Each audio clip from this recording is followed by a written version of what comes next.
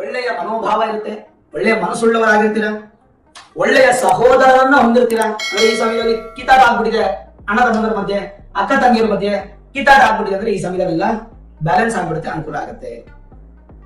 ಸ್ವಲ್ಪ ಕೆಟ್ಟ ಕೆಟ್ಟ ಆಲೋಚನೆಗಳು ಬರುವಂತ ಸಾಧ್ಯತೆ, ಒಂದು ಕೆಟ್ಟ ಹವ್ಯಾಸಗಳನ್ನ ಮಾಡ್ಕೊಳ್ಳೋ ಸಾಧ್ಯತೆ. ಹಾಗಾಗಿ ಕೆಟ್ಟ ಅಭ್ಯಾಸಕ್ಕೆ ನೀವು ಮಾರು ಹೋಗಬೇಡಿ. ಸ್ಥಾನಭ್ರಂಶ ಅಂದ್ರೆ ದಿನಾಂಕ 2/6/2026 ಗುರು ತಮ್ಮ ಸ್ಥಾನವನ್ನ ಬದಲಾವಣೆ ಮಾಡ್ತಾ ಇದ್ದಾರೆ. ಸುಮಾರು 1 ವರ್ಷಗಳ ಕಾಲದಿಂದ ವೃಷಭ ರಾಶಿಯವರಿಗೆ ಗುರು ಅತ್ಯಂತ ಲಾಭದಾಯಕವಾಗಿತ್ತು, ತುಂಬಾ ಸಪೋರ್ಟ್ ಅನ್ನ ಮಾಡಿತು. ಈ ಸಂದರ್ಭ ನಿಮಗೆ ತುಂಬಾ ಉತ್ತಮ ಸಮಯ ಅನ್ನುವಂಥದ್ದನ್ನ ನಾವು ತಗೊಳ್ಬಹುದು. ಸರಿ, ಜೂನ್ 2ನೇ ತಾರೀಕು ಗುರು ಬದಲಾವಣೆ ಆಗುತ್ತೆ. ವೃಷಭ ರಾಶಿಯವರಿಗೆ 2ನೇ ಮನೆಯಲ್ಲಿದ್ದಂತಹ ಗುರು ವಿಶೇಷವಾಗಿ 3ನೇ ಮನೆಗೆ ಹೋಗ್ತಾ ಇದ್ದಾರೆ.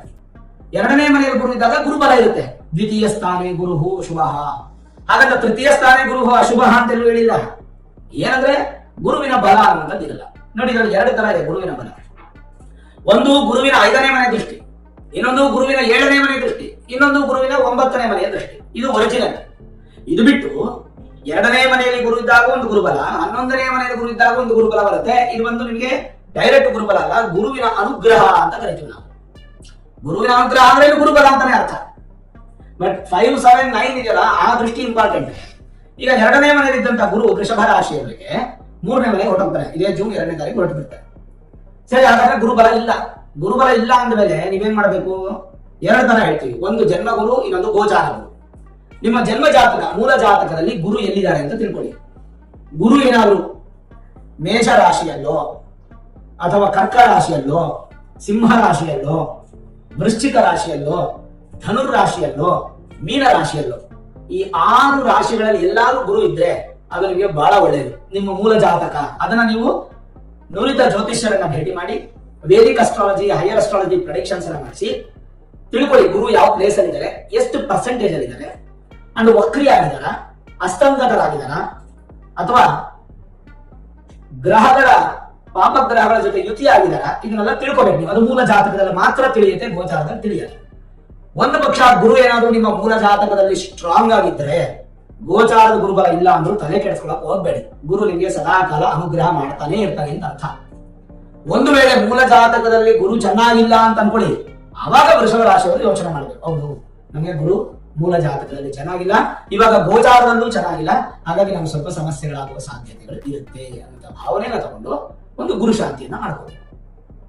ಈಗ ಮೊದಲು ಫಲವನ್ನ ಹೇಳೋಣ. ಹೇಗಿರುತ್ತೆ ಫಲ ಅಂತಂದ್ರೆ, ಧೈರ್ಯಂ ವೀರ್ಯಂಚ ದುರ್ಬುದ್ಧಿ ಸಹೋದರ ಪರಾಕ್ರಮವು ದಕ್ಷ ಕರ್ಣ ಸಹಾಯವು ಚ ಚಿಂತನೀಯಂ ತೃತೀಯತಃ. 3ನೇ ಸ್ಥಾನದಲ್ಲಿ ಏನೇನು ಚಿಂತನೆ ಮಾಡಬಹುದು ಅಂತ ಹೇಳ್ತಾರೆ ಕುಂಡಲಿ ಸಮೀಕ್ಷೆ ಅನ್ನುವಂತ ಗ್ರಂಥ. ಅವಾಗ ಗುರು 3ನೇ ಮನೆಯಲ್ಲಿದ್ರೆ, ತೃತೀಯದಲ್ಲಿ ಗುರುವಿದ್ದಾಗ ಗೋಚಾರದಲ್ಲಿ ಗುರುಬಲ ಇರುವುದಿಲ್ಲ.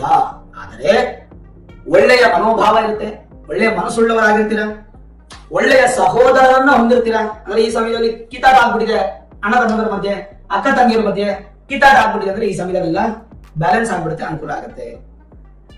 ಸ್ವಲ್ಪ ಕೆಟ್ಟ ಕೆಟ್ಟ ಆಲೋಚನೆಗಳು ಬರುವಂತ ಸಾಧ್ಯತೆ, ಒಂದು ಕೆಟ್ಟ ಹವ್ಯಾಸಗಳನ್ನ ಮಾಡ್ಕೊಳ್ಳೋ ಸಾಧ್ಯತೆ. ಹಾಗಾಗಿ ಕೆಟ್ಟ ಅಭ್ಯಾಸಕ್ಕೆ ನೀವು ಮಾರು ಹೋಗಬೇಡಿ. ಸ್ಥಾನಭ್ರಂಶ ಅಂದ್ರೆ ಯಾವ ಸ್ಥಾನದಲ್ಲಿದ್ದೀರೋ ಆ ಸ್ಥಾನದ ಪಲ್ಲಟ ಆಗುವ ಸಾಧ್ಯತೆ. ಉದಾಹರಣೆಗೆ ಒಂದು ಬಾಡಿಗೆ ಮನೆ ಇದೆ, ಅದನ್ನ ನಾವು ಪಾಸಿಟಿವ್ ಆಗಿ ತಗೊಳ್ಳೋಣ. ಬಾಡಿಗೆ ಮನೆ ಇದೆ, ಒಂದು ಲೀಸ್ ಮನೆಗೆ ಹೋಗೋದು, ಅಥವಾ ಲೀಸ್ ಮನೆಗೆ ಒಂದು ಸ್ವಂತ ಮನೆಗೆ ಹೋಗೋದು, ಈ ತರದ ಸ್ಥಾನಭ್ರಂಶ ಅಂತ ತಗೊಳ್ಳೋಣ. ಸ್ಥಾನಭ್ರಂಶ ಅಂದ ತಕ್ಷಣ ಕೆಟ್ಟದ್ದು ಅಂತ ತಿಳ್ಕೊಳ್ಳೋದು. ಅಥವಾ ಉದ್ಯೋಗ ಸ್ಥಾನ ಹೊಟ್ಟೋಗುತ್ತೆ, ಹೊಸ ಉದ್ಯೋಗ ಸಿಗುತ್ತೆ. ಹೀಗೆ ಏನಾದ್ರೂ ಸ್ಥಾನ ಬದಲಾವಣೆ ಅಥವಾ ಟ್ರಾನ್ಸ್ಫರ್ ಆಗ್ತೀರಾ, ಗವರ್ಮೆಂಟ್ ಅಧಿಕಾರಿಗಳಲ್ಲಿ ಟ್ರಾನ್ಸ್ಫರ್ ಆಗ್ತೀರಾ, ಅಥವಾ ನೀವೆಲ್ಲೋ ಬೆಂಗಳೂರಲ್ಲಿ ಕೆಲಸ ಮಾಡ್ತಾ ಇರ್ತೀರಾ, ಅಥವಾ ಮಂಗಳೂರಲ್ಲಿ ಕೆಲಸ ಮಾಡ್ತಾ ಇರ್ತೀರಾ, ಅಥವಾ ಎಲ್ಲೋ ಗುಲ್ಬರ್ಗದಲ್ಲಿ ಕೆಲಸ ಮಾಡ್ತಾ ಇರ್ತೀರಾ, ರಾಯಚೂರಲ್ಲಿ ಕೆಲಸ ಮಾಡ್ತಾ ಇರ್ತೀರಾ. ಅಂಥವ್ರು ಸಡನ್ ಆಗಿ ಹೈದರಾಬಾದ್ಗೆ ನಿಮಗೆ ಸಿಕ್ಬಿಡುತ್ತೆ, ಇಲ್ಲ ಚೆನ್ನೈಗೆ ಸಿಕ್ಬಿಡುತ್ತೆ, ಇಲ್ಲ ಪುಣೆಗೆ ಸಿಕ್ಬಿಡುತ್ತೆ, ಇಲ್ಲ ಎಲ್ಲ ಉತ್ತರ ಪ್ರದೇಶಕ್ಕೆ ಸಿಕ್ಬಿಡುತ್ತೆ. ಹೀಗೆ ಬೇರೆ ಬೇರೆ ಕಡೆಗಳಲ್ಲಿ ಸಿಗುತ್ತೆ. ಸ್ಥಾನ ಬದಲಾವಣೆ, ಸ್ಥಾನ ಪಲ್ಲಟ ಆಗುವಂತದನ್ನ ತಗೊಳ್ಬಹುದು. ಅದನ್ನ ಪಾಸಿಟಿವ್ ಆಗಿ ತಗೊಳ್ಳಿ, ನೆಗೆಟಿವ್ ಆಗಿ ತಗೊಳ್ಳಿ. ಸ್ಥಾನಭ್ರಂಶ ಅನ್ನುವಂತಹ ಒಂದು ವಾಕ್ಯ ಇದೆಯಲ್ಲ, ಅದು ಸ್ವಲ್ಪ ಭಯ ಪಡಿಸುವಂತ ರೀತಿ ಇದ್ರು ಕೂಡ ಅದನ್ನ ನಾವು ಪಾಸಿಟಿವ್ ಆಗಿ ತಗೊಳ್ಳೋಣ. ಮತ್ತೆ ಸ್ವಲ್ಪ ನಿಮ್ಮ ಬಂಧುಗಳು ನಿಮ್ಮನ್ನ ನೋಡಿ ಹೊಟ್ಟೆ ಕಿಚ್ಚು ಜಾಸ್ತಿ ಪಡ್ಕೋತಾರೆ. 3ನೇ ಮನೆ ಗುರು ಇದ್ದಾಗ ಸಪೋರ್ಟ್ ಸಿಗಲ್ಲ.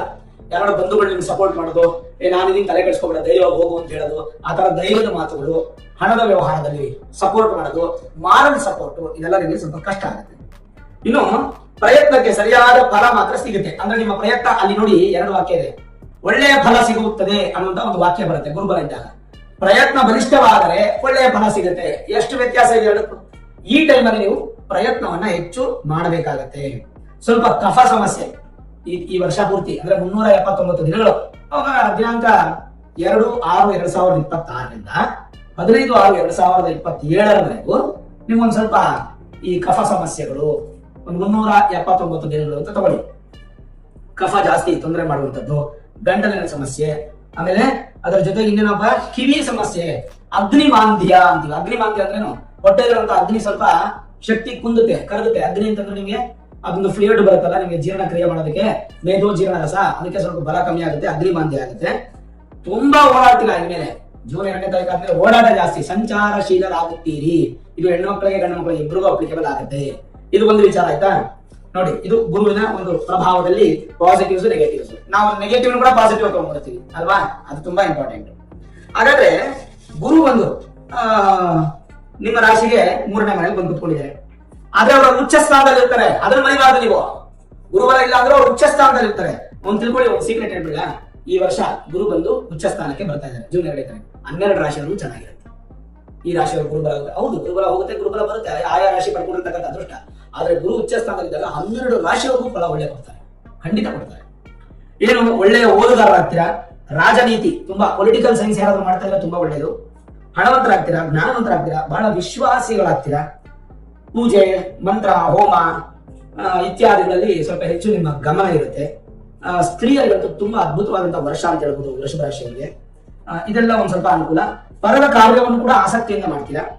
ಶ್ರೀಮಂತರಾಗಬೇಕಂತ ಬಯಕೆಯಿಂದ, ಅತಿಯಾದ ಆಸೆಯಿಂದ ಹೆಚ್ಚು ಶ್ರಮ ಪಟ್ಟು ಆರೋಗ್ಯ ಹಾಳು ಮಾಡ್ಕೋತೀರಾ, ಹುಷಾರು. ಆಮೇಲೆ ಪತ್ನಿ, ಪತಿ, ಮಕ್ಕಳು, ಕುಟುಂಬ ತುಂಬಾ ಚೆನ್ನಾಗಿರುತ್ತೆ. ಗೃಹ ಸೌಖ್ಯ ತುಂಬಾ ಚೆನ್ನಾಗಿರುತ್ತೆ.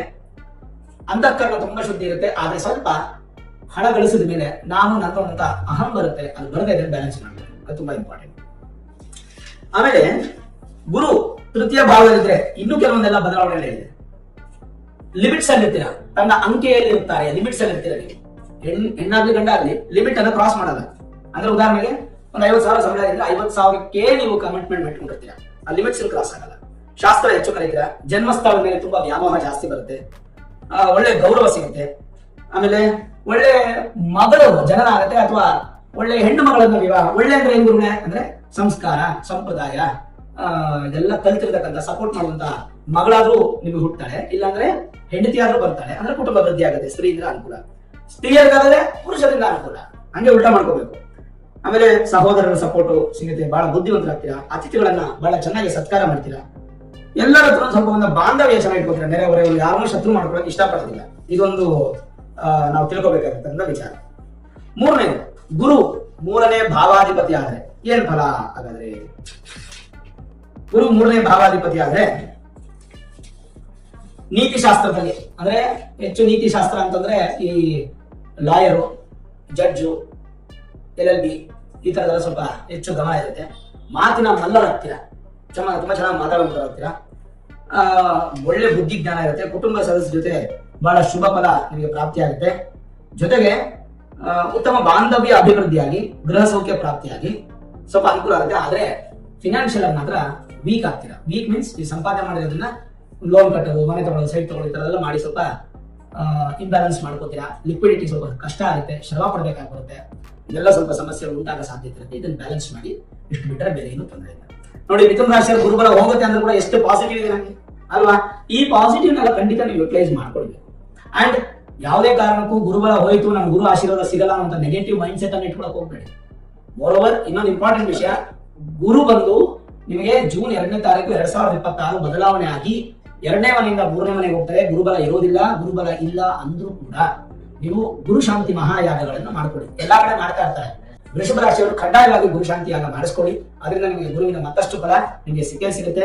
ಭಗವಂತನ ಆಶೀರ್ವಾದ ಅನ್ನೋದು ತೃಪ್ತಿಯ ನಿಮಗೆ ಸಿಗುತ್ತೆ. ಅದರಿಂದ ನಿಮಗೆ ಸಕ್ಸಸ್ ಅನ್ನೋದು ಕಾಣ್ತದೆ. ನೋಡೋದ್ರ ವೀಕ್ಷಕರೇ, ವೃಷಭ ರಾಶಿಯ ಗುರು ಗೋಚಾರ ಫಲದ ಒಂದು ಕಂಪ್ಲೀಟ್ ಡಿಟೈಲ್ ವಿಡಿಯೋನ ನಾನು ಮಾಡಿದ್ದೀನಿ. ಈ ವಿಡಿಯೋ ಇಷ್ಟ ಆಗಿದ್ರೆ ಲೈಕ್ ಮಾಡಿ, ಶೇರ್ ಮಾಡಿ, ಮುಖ್ಯವಾಗಿ ನಮ್ಮ ಚಾನಲ್ಗೆ ಸಬ್ಸ್ಕ್ರೈಬ್ ಮಾಡಿ, ಬೆಲ್ ಐಕಾನ್ ಅನ್ನು ಪ್ರೆಸ್ ಮಾಡಿ. ಸರ್ವೇ ಜನಾಃ ಸುಖಿನೋ ಭವಂತು, ಸಮಸ್ತ ಸನ್ಮಂಗಳ ವಿಭವಂತು.